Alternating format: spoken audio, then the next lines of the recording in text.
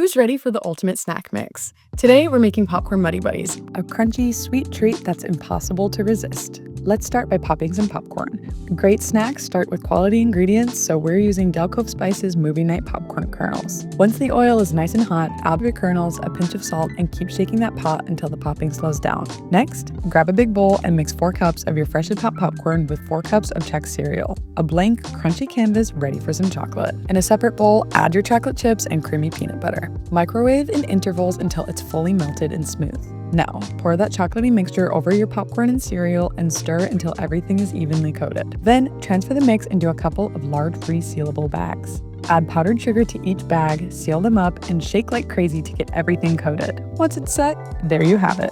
A crunchy, chocolatey snack mix that's perfect for sharing or snacking solo. This is a super easy way to gift friends, family, teachers, coworkers, or anyone with a sweet tooth.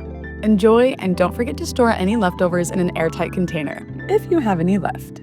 For more recipes, gourmet popcorn kernels, seasonings, and more, check out dellcovespices.com.